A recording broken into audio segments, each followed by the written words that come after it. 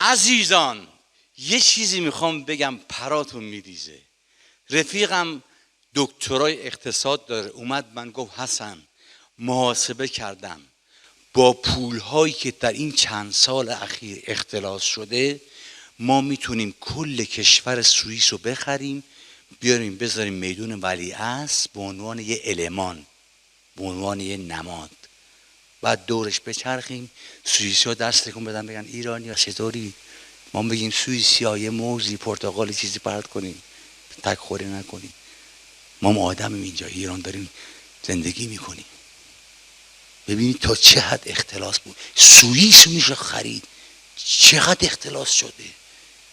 عجیب این فیلم های ایرانیه. شما اصلا ببینید در یک فیلم اگر دیدید در یک صحنه لیوانی شکست و طرف موقع جمع کردن خورده های لیوان دستش نبرید، من به اون فیلم اسکار میدم، از بس که این کلیشه‌ای شده داستان.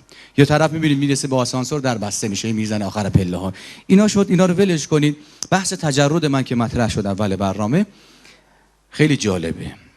اخیراً شما بهتر از من میدونید بر اساس اون چیزی که در جامعه ارزش پیدا میکنه مهریه ها رو اونجوری لحاظ میکنن. زمانی که بحبوحه بنزین بود یکی از دوستان من براش باباش رفته بود خواستگاری، پدر عروس برگشت گفت مهریه دختر من 1,500,000 لیتر بنزین آزاده.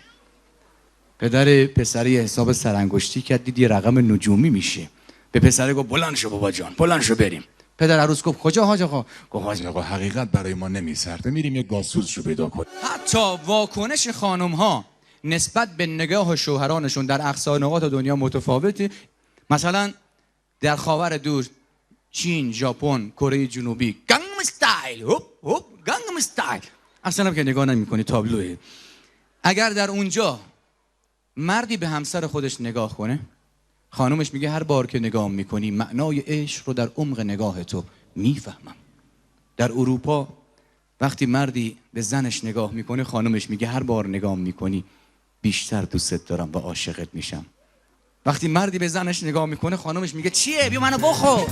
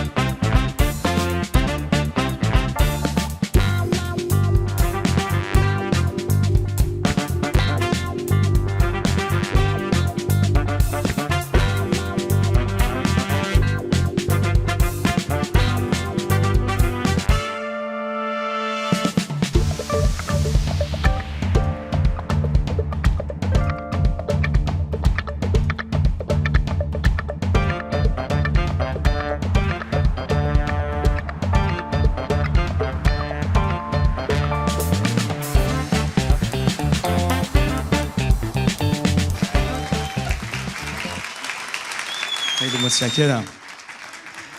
عرضم به حضورتون که از این لحظه به بعد نمیخوام براتون بخونم، جدی میگم. چرا دیگه تو که اینجوری نبودی.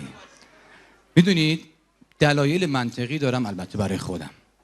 اول اینکه من خواننده نیستم، من یک شومن ساده‌ام.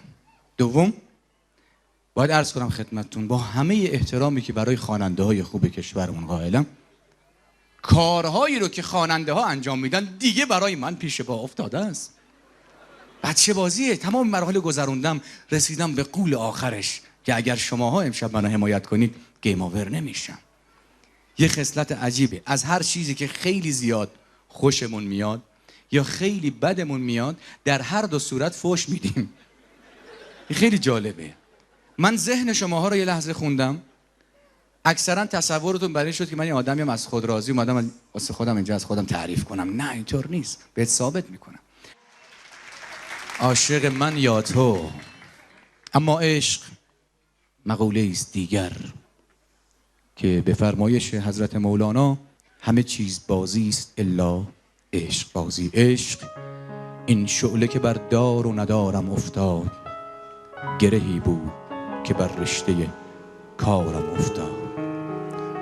جانم از راه گلو داشت می آمد بالا، آنچنان سخت که یک دفعه فشارم افتاد. آخرین نامه ات از دست من آنجایی که گفته بودی که تو را دوست ندارم افتاد. چه بگویم، به چه طرزی دل و جانم می سوخت. عشق این شعله که بر دار و ندارم افتاد.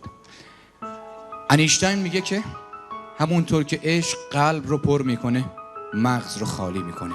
آدم وقتی پاهاش خواب میره نمیتونه درست راه بره، میلنگه. آدم وقتی که قلبش خواب میره نمیتونه درست فکر کنه، عاشق میشه. بین عاشق شدن و عشق و دوست داشتن تفاوت زیاده. عشق آدم رو داغ میکنه، اما دوست داشتن انسان رو پخته میکنه. هر داغی یه روزی سرد میشه، اما هیچ پخته‌ای دیگه هرگز خام نمیشه. برای اون کسی که واقعا دوستش داری دست عاشقانه درجه 1 بزن.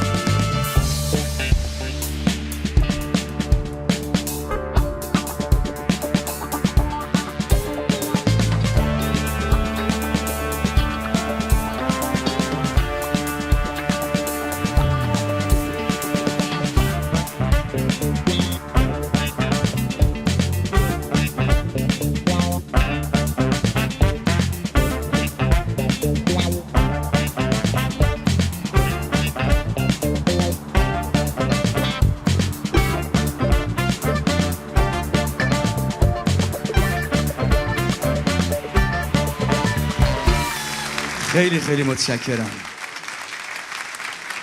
من عاشق مردهای نجیبم.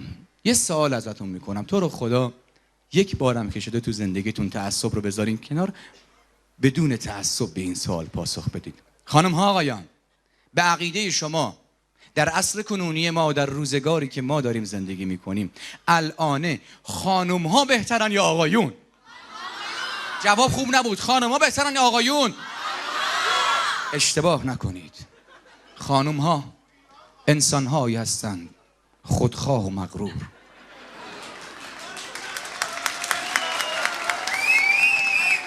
و مردها انسان هایی هستند مهربان و دلسوز.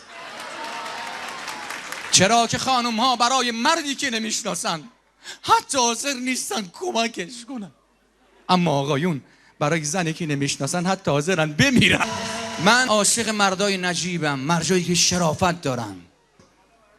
مرد نجیب شرافت داره، تو خیابون داره راه میره، زیباترین زن دنیا رو میبینه، سرش رو میندازه پایین، میگه میرم جلوتر شاید یه خوشگلترشو دیدم. بسیار متشکرم.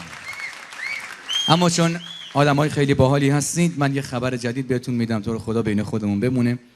من حتی اخیراً شنیدم که نوار کاست خیلی خیلی قدیمیه، صدای بس یواش بدتر اینجوری میکنه. میدونی اینم از لجبازیتونه. اصلا ما استخر میریم، تنها کاری که تو استخر نمیکنیم آبتنی و شناس. میشینیم لبه استخر با هم شوخی میکنیم، جوک میگیم، سیب زمینی سرخ کرده سفارش میدیم.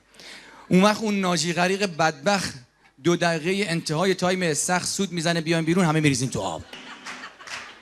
بفرمایین بالا. خیلی سریع صمیمی میشین. چه خبر عزیزان؟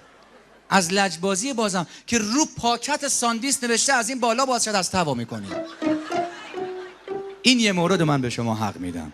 رو پاکت همه آب میوه های دنیا یه دایره فرض کردن، نوشتن از اینجا باز شود، منتها تکنولوژی دستگاه های خارجی یه جوریه که اون قسمت از پاکت رو انقدر دستگاه نازک تعبیه میکنه شما با اشاره نمیتونی به داخل پاکت ورود کنی.